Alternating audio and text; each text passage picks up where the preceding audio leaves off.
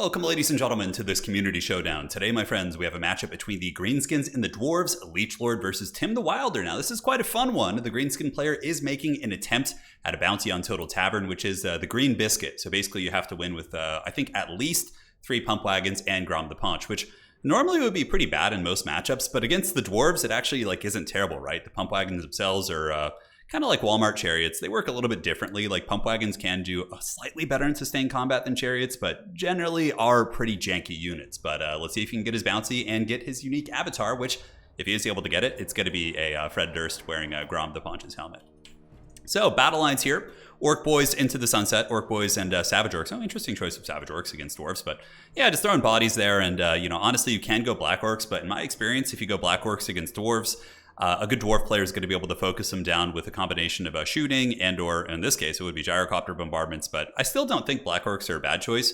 I just like to bring them out as like a secondary piece. Like once the fighting is embroiled and, their ammunition's low and you've compromised some of their range, then the big chunguses come out. So Squig Herds in the back. Squig Herds are amazing. And we have the Green Biscuit here. So it is going to be Snotling Pump Wagons, just basic variants, Grom the Paunch. But he's got, a lot of them. He's got 3. So we'll see if they can run over the Dwarves today. But Tim the Wilder is no small feat. Very, very strong player here, coming in with Gyrocopter Brimstone guns, which will be very, very good against Pump Wagons. They themselves are anti-large and armor piercing. So Pump Wagons, pretty much the ideal target for these things. But we'll see. Sometimes units like that in Total War have very, very weird hitboxes. So classic RTK style, just going to be more or less a Dwarf 20 stack, although Thoric would be the true style. Like Thoric with a 20 stack of just cheap chaff Dwarven units. We got Corlers in the back, which are pretty good against Orc Boys and most units like that. And would Black Orcs actually be good against this build? Maybe in theory, if you had a way to deal with the Gyrocopters, and if a Skyhammer came out and you didn't have any way to deal with Gyros, you could be in some trouble. And Vanguard here, we do have some Longbeards in the tree line. And now, ladies and gentlemen, we'll do some fast forwarding while the 2 armies posture up on the fields here on the Glade of the Ever Queen. So on the sides, Night Goblin Archers moving up to take both points. Oh, I like that. Little sneaky Night Goblin play. The Gyrocopter is going to be using a bombardment here. Tim the Wilder goes for it. But the Goblins, they got moves, man. They got the moves like Jagger, dancing back and forth. And they do avoid most of bombardments. I think they only lost 2 Goblins, which is pretty great. So the Orc Infantry will be emerging from the bushes soon. Pump Wagons, I would wager, are going to be trying to get on top of the shooting, but that won't be bad against Longbeards. Longbeards are a somewhat expensive unit, so being able to kind of go after them is certainly cost-effective. Now, we see Gyrocopter Brimstone guns using their anti-large attacks against Night Goblin Archers and trying to remove the threats here, but overall, I would say it's a win. Getting the ammunition out of the Gyrocopters onto something that isn't really the Night Goblins can wear them down, but these things have 100 armor. Night Goblins really lack armor piercing. So, yeah, this is basically going to be one of those games where the Greenskins are just kind of at the mercy of the Dwarven Air Force. But the Dwarves didn't go too crazy in the Air Force. It's only 2 of these, so it's not like it's going to be like a hard counter or super punishing. Now, Rusty Arrows are the ones that you would want to focus for sure. And as soon as Tim sees these, I'm sure he's going to. Maybe even with the bombing run, we'll have to see. And we do see the Gyrocopter with the Brimstone guns pulling back. And I also forgot to mention for the bounty, in order to unlock these bounties, it can't just be in the early rounds of a tournament in which you could run into somebody who isn't as experienced or skilled as you. It has to be done in the semifinals or the top 4 of a tournament, top 4 grand finals, whatever. You can do it in any of those areas to unlock the avatar bounties. So Gyrocopters pulling back. Dwarves have a firm hold with their Longbeards here. Both players being very, very cautious as we see Ekron's Miners moving out. And on the other side, I would imagine the Greenskins will be pouncing out soon, although it looks like they're just trying to skirmish with the Gyrocopters. I'm sorry about the camera jerking up like that. It hits this giant erect pillar and constantly launches us into the Shadow Realm here. Rusty Arrows move it up. More Gyros, or the same Gyros. Maybe try bombing run. We'll have to see.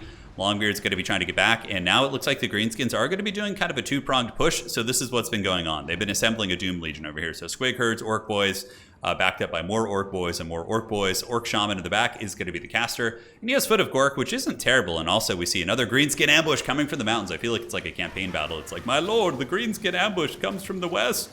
And here they are, so running through the swamps, or the water. I wouldn't call these swamps, more like a nice high-up pond here. But the Greenskins going to be trying to envelop the entire Dwarven army and attack on all fronts, which we'll see how that goes. Anytime you can stretch the Dwarven battle lines out and make it so they're a little bit less consolidated is going to be a victory. And now some of the Dwarves who've overextended probably going to be paying the troll toll as the Miners do get in here. And I would wager the Pump Wagons aren't going to be far off. Not the Miners. These aren't Dwarven Miners. These are Squig Herds. but the squig herds will mulch them pretty bad. You can see they have the blinded effect on them, which is going to be lowering their melee defense. It's actually pretty significant. And yeah, squig herds are just so cost effective against Dowie. They are able to rip apart that pretty good quality unit. In the front, we got Savage Orcs battling against Longbeards. Longbeards will win that fight pretty decisively in my experience, although Savage Orcs might be able to put up a fight against like baseline Dwarf Warrior Troopers, so maybe that's kind of the school of thought with bringing like a Savage Orc unit. And the green BIZKIT is now going to be emerging from the tree lines. We have the triple Snotling Pump Wagons backed up here by Grom the Paunch. Going to be trying to circle. I would imagine maybe some Slayers will be called in to try and mitigate the effectiveness of that push. And the Gyrocopter is just bombing the squig herds. But the Greenskins are really playing a Greentide build. This is truly like a massive swarming build. As we see, man, the Dwarves still outnumber them, which is very, very much the style that you see from a lot of these RTK guys, just like big Dwarven 20 stacks. It's a shame that more elite units aren't better in the game mode, and honestly, it's the same in line battles too. Usually just going wider is safer. Bit of a shame. Hopefully it'll get changed someday.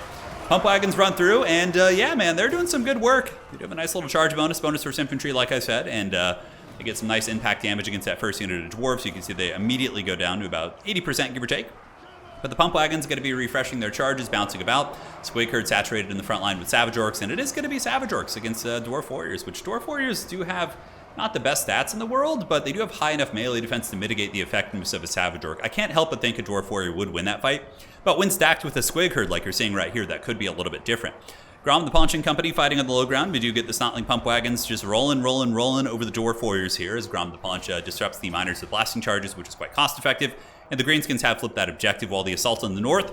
Will the Dwarves be able to hold nice blasting charges coming in from Tim the Wilder? He gets a lovely one right there, man. That was great. Nailing those Orc boys, hitting the Squig herds a little bit, and now the Dwarf Warrior Great Weapon's going to be meeting the Orc Warriors. They just got to make sure the nasty Skulkers don't get in there. But the blasting charges, yeah, doing huge work, and if you can get these Coilers and blasting charges, especially the Ekrans boys, to nail in, and oh, I love this. Just seeing the glorious Dowie explosives coming in and pounding the filthy Orcs here is always great. So Orcs in the front line get absolutely bunker busted, and there is pretty much going to be a mass rout on this side. But if the Greenskins can win on this side, that could certainly counter that a little bit. Looking at the value, Tim the Wilder is up by about 600 here, give or take. More nasty Skulkers coming in, and just like a campaign challenge, we have the second wave of units. You know how in all the quest battles, you always fight like this really terrible first army, and then like this big reinforcement squad comes out and surprises you? Basically what's going down here. Footagork on the other side, doesn't look like it did too much. It looks like the Dwarf player was able to dodge that.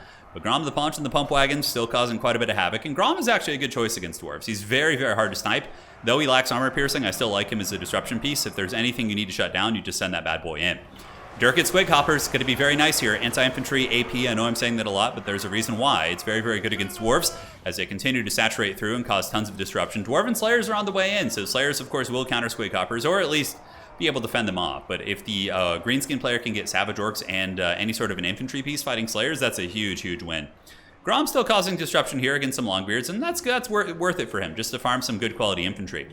Tim the Wilder, in the meantime, looks like he's getting a little bit of a pushback here, so his Dwarf Warriors and company moving up, but that's when Dwarves can kind of get picked apart if they try and push a little bit too far. We do see Dwarf Warriors being feasted on by Squig herds here. These Squig herds probably going to be broken, a couple Haggard Goblin Archers, and now we get some Boar Boys, so it is going to be Savage Orc Boar Boys! Oh man, we have to have a Savage Orc bounty on Total Tavern, one that like you get Macho Man Randy Savage as your picture. I think that'd be pretty sweet.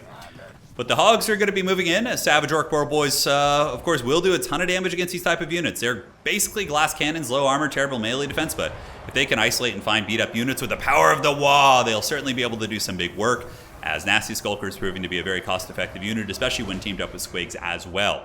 So Tim still up by about 1,200 value. Greenskins don't have any healing outside Grom the Paunch, and Grom the Paunch has taken some damage, so that damage, though, will easily be healed by his regeneration as he does get in and shuts down a missile unit. So this is where you typically want Grom, just sitting on top of like a Quarreler, a Thunderer, Iron Drake, whatever, you name it. And the Pump Wagons are still going strong. I wonder if any of them will pay for themselves. So we'll have to see these Mushroom Bandits as they move across. 300 value, and certainly making it harder for the Greenskin player to win, I think. I think Pump Wagons in general are just a little bit janky. I find that they just, yeah, I don't know, they just, maybe the more advanced variant. Like the one with the bigger charge bonus or the one with the armor sundering could be better, especially if you mix it in with like your Orc boys to like have the armor sundering on the Dwarf Warriors and then they can do better damage. Maybe that's the way. Hard to say, but you know, the bounty's looking to be in a little bit of danger right now. Granted, the Dwarves do only have one objective, the other objective owned by the Waaagh. In the backfield, the Greenskins calling in the big guns. The big guns. Hammer of Gork from downtown will give you nice, steady damage against range units. Hammer of Gork, and honestly, I think Greenskin artillery spam is really, really underrated. I mean, obviously, if they know it's coming, it might not be the best, but against Dwarves, like, they can't really get back there anyway, so opening with, like, 3 or 4 rock lobbers, but not if you're investing in, like, pump wagons. It'd be stretching you too thin on infantry. Night Goblins moving up, more Night Gobbos. Night Gobbos will do pretty good against Slayers. Slayers do not want to be fighting things that are kind of like anti-infantry specialists and have high numbers. And Night Goblins are the definition of high numbers. They come in packs of 160, which really makes them pretty grindy against Slayers. Slayers are more designed to hit hard against, like, you know, monster or monsters type units. So the little Night Goblins, I really like this color scheme. I think I would actually maybe go for a color scheme like this if I were to do them, like just like do black robes and then like the little yellow kind of cowls and hoods and things like that. I think it'd be a really fun scheme. The Night Goblins battle on, routing the Dwarf Warriors here. Longbeards are shaken. They're just heavily outnumbered, which is the story of Dwarves in Warhammer Fantasy, basically. Grom the Paunch being focused by Gyrocopter play. Tim the Wilder getting some nice shots there, and Tim also gets a great isolation with these Slayers. Slayers chasing back Grom the Paunch, and we will see if he can flee the scene. Oh, it looks like he just barely gets away. Just barely gets away there. In the backfield, Savage Orcs still cleaning up, and it looks like none of the Dwarves are able to catch them. And, you know, if you're having to deal with mobile cav threats with Dwarves by just chasing with Slayers, a good player is going to be just constantly charging through your units, and a big foot of Gork going down to the other side. It looks like it did actually flatten some Longbeards here, or maybe it was a bit of a miss. Yeah, it was behind. You can see the footprint of Gork, which is pretty great. Savage Orcs, of course, as expected, losing to Longbeards, but the Night Goblin swarms do take the objective back, and the pressure's starting to be put on the Dwarves. Despite being a little bit ahead on value, they are behind on objectives, and the Greenskins doing exactly what they do in lore, which is just kind of swarming and just throwing bodies at you until, until they take the precious resources, essentially. So Savage Orcs in, although Greenskins don't really care about precious resources. Do they really care about loot? I don't think so. I think they just care about fighting. So I suppose that analogy wasn't the most apt, but, we try our best here. Savage Orcs getting caught by Slayers, a little bit of a miss micro there. Definitely want to pull those piggies back, and it looks like they will be fleeing the scene. Greenskins need to do some housekeeping. Leechlord definitely needs to unsummon a bunch of these to make sure his pools and coffers of units don't run empty. In the backfield, Nasty Skulker is going after the Longbeard units, and obviously they'll trade super well, especially with the WA active. 62 melee attack is not bad at all. And Savage Orcs and Orc Boys continuing to bump and grind with the Dwarven units that have pushed out of the comfort of their formation. And this is where Dwarves really start to struggle in Dom. Is when the battle gets really split up and like there's like little pockets of fighting everywhere. A faction like Greenskins, that is their specialty. Greenskins are okay at infantry, like line fighting and having like formation fighting, but they really shine in just chaos, which is when you have like just squigs running around everywhere, picking isolated units, that sort of thing, right? Which, yeah, that's how they do it. That's how like the Greenskins used to in the early meta when Malekith was becoming very popular. You would see a lot of people beating Malekith with Greenskins by just swarming all the objectives, and he couldn't be everywhere at once, right? And when you have a big centerpiece like that, it's a good strategy. Granted, Dwarves don't have a centerpiece, but the analogy still stands for the Dark Elves. Over here, though, they're holding on. Triple cap threat is certainly prevalent here. We do see quite a bit of squigs coming in. Double Night Goblin squig herd. I don't think there's any more pump wagons, but, you know, he brought those pump wagons. He paid the troll toll, and it looks like there's going to be an unsummon on the Shaman here. I would probably keep the Shaman on the battlefield just to have the 3 capture weight here, but even still, I understand it. Trying to get a refund of like 300 or 400 to spam up more units makes sense there. So Night Goblin Squig Hoppers overwhelming the Dwarf lines as they move in, but they're going to be colliding with Slayers, and Slayers will be very good against them. Granted, they'll still take a ton of damage on impact. You can see down to 69 models here. Now, it depends if the Night Goblin player decides to stay. If he gets all the Squig Hoppers away before he gets in saturated to combat with the Slayers, then that is a huge win, considering he just brought them down to like half health. In the back, we got Rusty Airs going after the Lord of Gyrocopter. I can imagine just like a Dwarven Lord flying around these Gyrocopters here. It'd be really cool if Dwarves had a Gyrocopter Lord in general. I think that'd be super fun. Like one that could have it as a mount and just fly around like some sort of an engineer character. And, you know, there is precedent for it in lore. I mean, you have Malachi Mikeson, which is, he's like a Dwarven Slayer who's also an engineer, and he makes like these crazy airships. So you could give Dwarves like a Cathay Blimp type unit that's actually good. And you know, give it to him as a mount. So you could have a Gyrocopter as a small mount and then the giant blimp, or he could be on foot and just be like a master engineer, which would be pretty cool.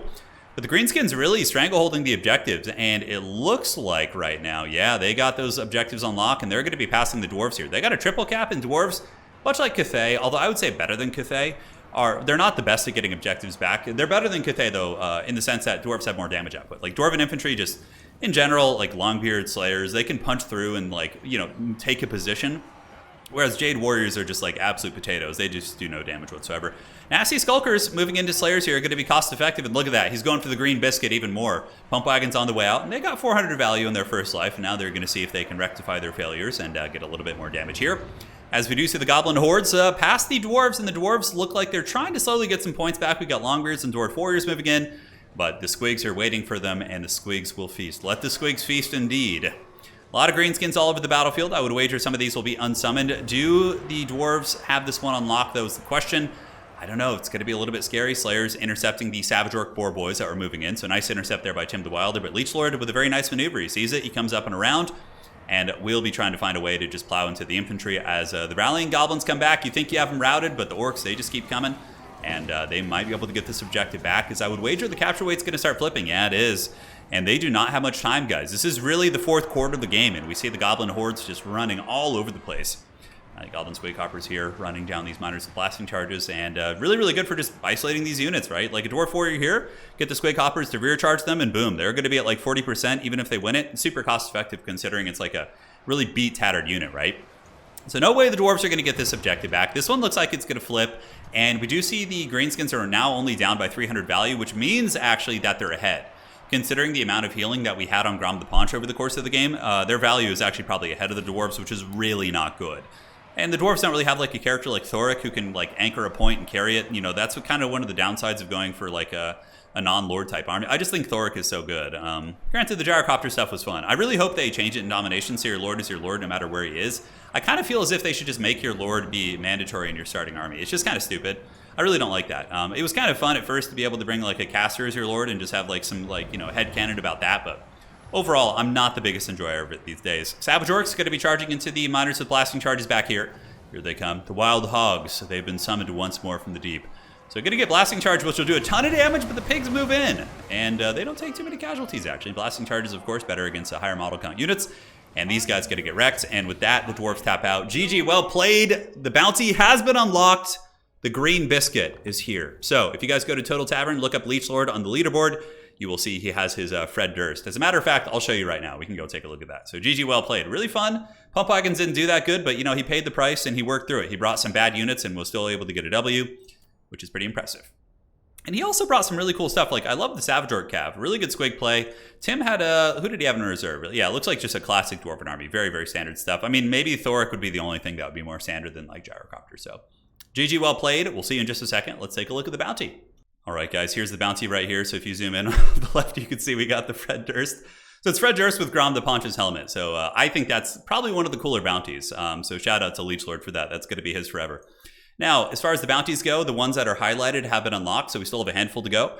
A couple fun attempts on the horizon, but I'm going to be adding more. So stay tuned. I think I'm going to add one for a purely Savage Orc army. So all Savage Orcs, all Savage units. I think that'd be really fun. Anyways, guys, take care of yourselves. See you next time. That's it for today. And well played to both players.